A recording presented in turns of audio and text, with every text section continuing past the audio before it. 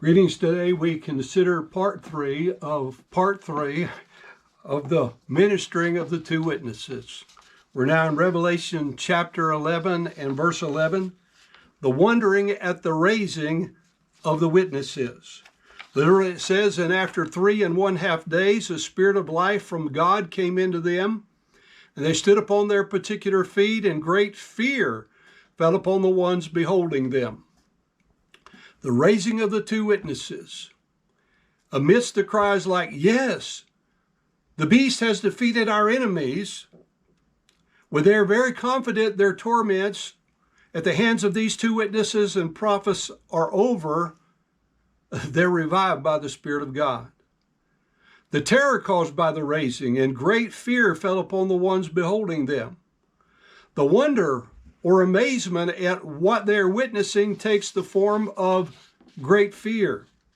Terror, no doubt, in contemplation and anticipation of what the retribution will be now at the hands of these two have previously been perceived as the source of great torments. The eyes of the world are fastened upon these two corpses as they stand upright. Brings us to the whisking away of the witnesses in verse 12. And they heard a great voice out of heaven saying to them, you all come up here. And they went up under the heaven by means of the cloud, and the many enemies of them, they beheld them. Notice there's a call from heaven. They heard a great voice from heaven saying to them, you all come up here. Some might say that there is a certain ambiguity in exactly who is hearing the voice, all the world or the two witnesses.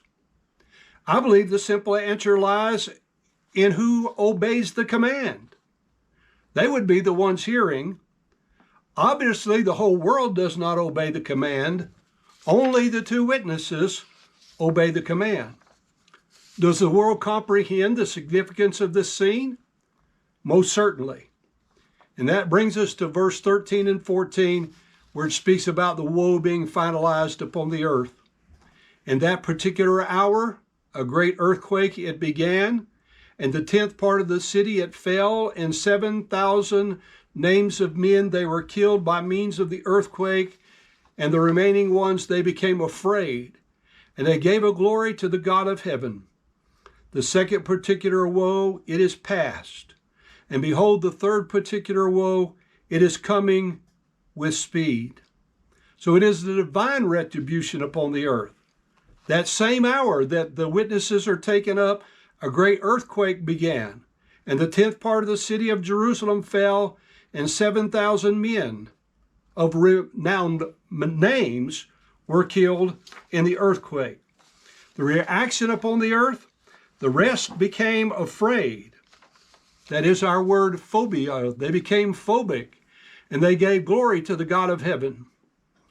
The final woe finalized upon the earth. The second particular woe is passed by. Behold, the third particular woe is coming soon. Men have, men do, and men will scoff at the messengers of the gospel and their message. But God has promised to vindicate them all someday. God will receive glory from the unbeliever when he punishes his unbelief, and God will receive glory from the believer when he rewards his belief. You and I must choose in which category we want to be included.